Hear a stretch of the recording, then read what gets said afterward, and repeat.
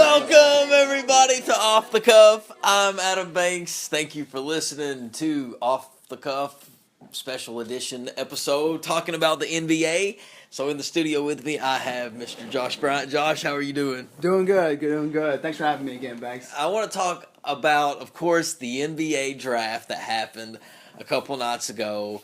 I want to talk about that first. Number one pick, Karl Anthony Towns went to Minnesota. Was that the overall pick that everybody knew was going to happen? Did you think anybody else was going to go number one besides Karl Anthony Towns? No, they've been talking about it for months, and he deserves to go number one. His potential is through the roof, and he's the best player available in the draft. And UK had how many players go pro again?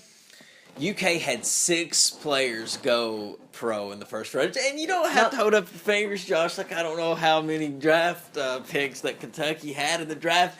You know, ladies and gentlemen, I'm a huge... How many in the first round? How many in the first round? That's a good question. There was Karl Anthony Towns went number 1 to Minnesota. Devin Booker went number 13 to the Phoenix Suns. And Willie CauleyStein actually went number 6 to the Sacramento Kings. And let's see, that's 1, 2, 3. I believe that was it in the first round, and the rest was Takari Johnson the second. Andrew Harrison to the Phoenix Suns, but got drafted to Memphis. Yeah. And who else was it? Oh man, I'm forgetting. There's one more. Banks is so good, like you were saying. I didn't have to point at the fingers, but Trey Lyles. Banks is forgetting Trey Lyles. He was also a lottery pick. Yeah, but remember my last episode, so I said that Trey Lyles will be out of the NBA in 2 years. So I don't know who got Trey Lyles. Who got Trey Lyles? The Utah Jazz. Ha ha ha! Terrible pick, Utah. I mean, that's why Utah is Utah, man. Okay, Utah Jazz suck because they make moves like taking Trey Lyles in the first round. Terrible. But anyway, congrats to UK and the John Calipari and all of them. Yes. For getting 6 players drafted. That's a pretty big accomplishment. And then afterwards, we had Aaron Harrison get picked up by the Charlotte Hornets to play for their summer league basketball team. So hopefully he can make the team. Don't do that, but let's be positive. Yeah, I am going to be positive, but I just want to say something. Go ahead. And I'm not trying to sound negative about this, but isn't it an amazing thing how much hype was around those twins? I want you to think about it. When they were in high school and before they actually picked to go to UK, but then when they picked to go to UK and the anticipation and then their freshman year, how everybody was thinking, oh, these guys are first rounders, possibly lottery picks. And then they go, Andrew goes late second and Aaron don't even go. He goes undrafted, bro. He goes undrafted. Aaron Harrison, the guy who put Kentucky in 2014 in the championship, who made all those awesome clutch shots. It's like it didn't even matter. It's like it didn't even exist. Well, it's kind of a crazy, bizarre. It is, ending. And I still think they're both a little, what's the word here? Underrated. Okay, I think they both should have went in the draft. I mean, Aaron should have went, especially if Andrew went. Well, Andrew went. But yes, he did. But the point is, at UK, they didn't get the opportunity to showcase their skills and really grow and develop because there was always a player, if not 2 players, every year better than them. Example, Anthony Davis. The year before that, Julius Randle. Last year, Karl Anthony Towns. There's always been players that have been better there. And they didn't play with Anthony Davis, but they played with Julius Randle, and now they play with Karl Anthony Towns. And those guys were better. We gave them the ball more, and that's why they didn't have the chance to showcase their skills and live to their potential. Now, who says they've reached that potential? I don't know, but who would have thought they'd go late second round and went undrafted, like you said? Karl Anthony Towns is going to be amazing, though. He's going to do big things. I think that Devin Booker, I think he's going to be kind of a good 6th man. I could see Devin Booker possibly being like 6th man of the year, something like that. I could see, I could definitely see good things coming from Willie. Willie CauleyStein. I think Willie has so much potential. Gets most improved player one season.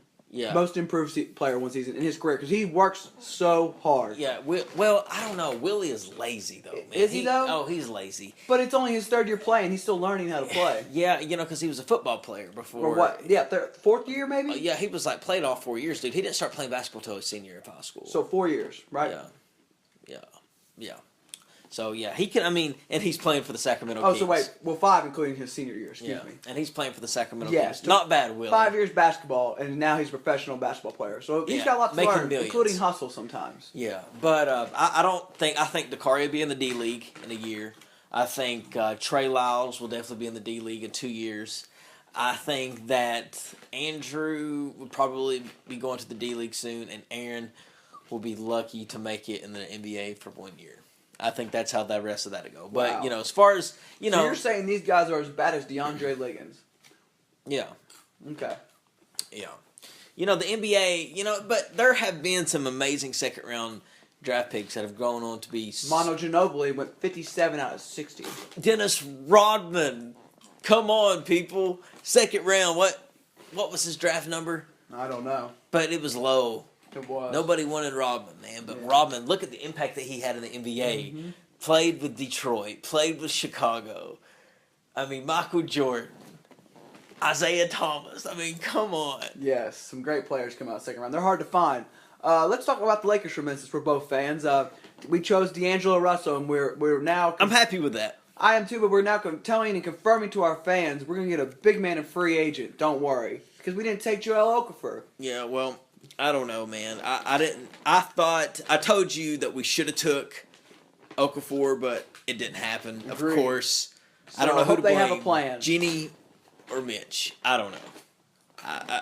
So let's talk about free agency for a moment. There's a rumor a little bit. LaMarcus Aldridge is the biggest name right now, and he met with the Lakers, and there was a rumor it didn't go well, but they're going to meet for a second time. And he plans to either join, as of right now, it sounds like either the Suns or the Spurs. And the Spurs would be a great fit, wouldn't it? Yes. That'd rush in a new era, don't you think? Yes. Kawhi Leonard, right. Tony Parker, and Marcus Aldridge and Danny Green when Tim Duncan and Manu Ginobili leave. Compete for years. Absolutely. Who knows what could happen, but... Would you want to live in Texas? What about DeMar Carroll? Did you hear about where he went? DeMar Carroll, yeah, he went to the Toronto Raptors. Would you want to live there? Would I want to live in Toronto? No, I would not want to live in Toronto. Actually, I believe Toronto would be the absolute worst place to live out of all the teams in the NBA. So let me ask you, Josh, just for talking about that. The top 5 worst places to live. So we'll make that one. And I don't want to talk about teams, because there's a lot of terrible places with really good teams. I want to talk about just pure out if all the teams were just equal. They're just worst cities that you would want to get, that you would want to go and play in. Oh, gosh. And you give me your 5, and I'll give you my 5. Okay. Well, Toronto's definitely up there. Okay. So Toronto's your one. The worst place you'd want to go. Put them in order? Yeah, I want you to put them in order. Yeah, absolutely. Okay. Number 1, where you would not want to go. Either Toronto or Minnesota. Let me choose. Choose one. Almost Toronto, I guess, because it's not because I'm not saying we're joining these teams there. I'm talking about just the city, right? Just the city, man. Yeah, we're not talking about they're all equal. We're not all talking about we're not talking about the players on there. No. So yeah, Toronto almost. I don't like Canada that much. Yeah, I don't want to leave America. I don't. I don't want to leave the United States. Second would probably be Minnesota. Third would be maybe Denver. They play in a higher elevation and they have to adjust some of the playing there so much. And Denver's cold all the time. Yeah. Fourth would probably be Utah. Yeah. And fifth, maybe Detroit. Okay, that's a solid 5 terrible places. But here's mine. 1, Toronto, definitely. I don't want to leave the United States. 2, I think a terrible place to go would definitely be the Milwaukee Bucks. Just to go to Milwaukee, that would be terrible. 3, I'm going to say Minnesota. 4, I'm going to say Utah.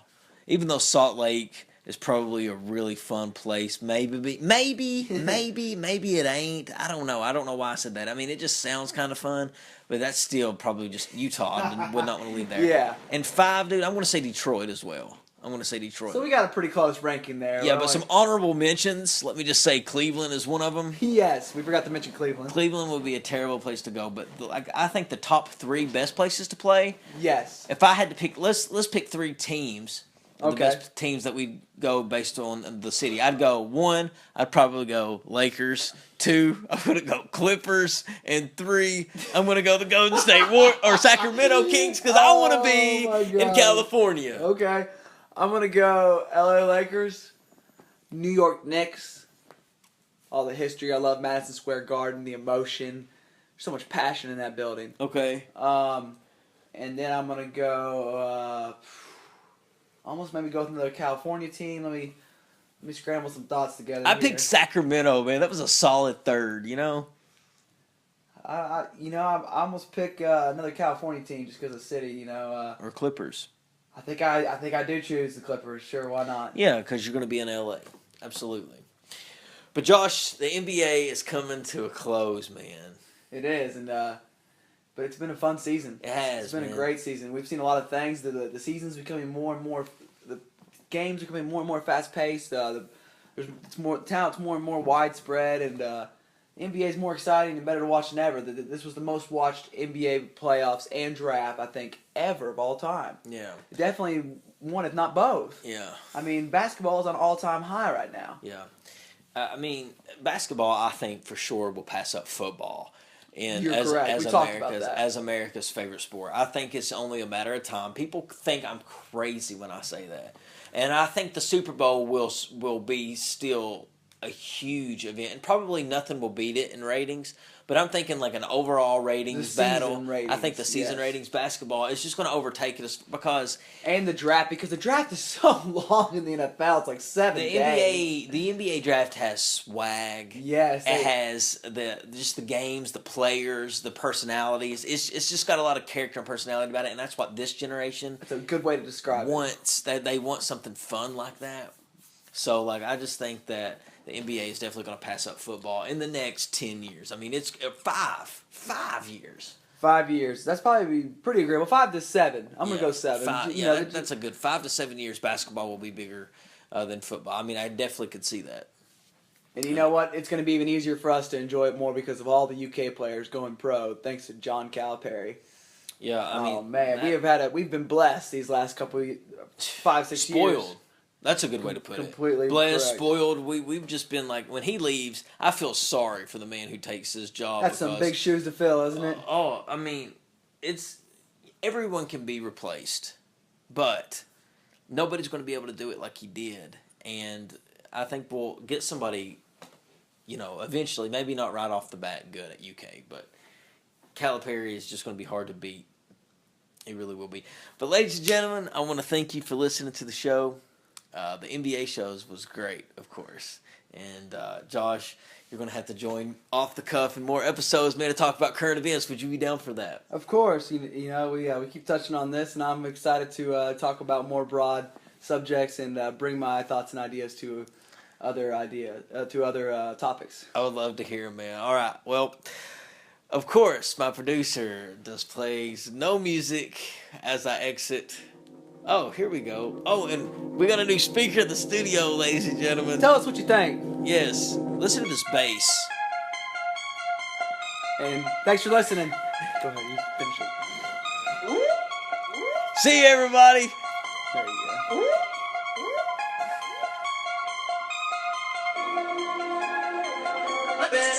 We fall in love. I'm like, bitch, you must be tripping.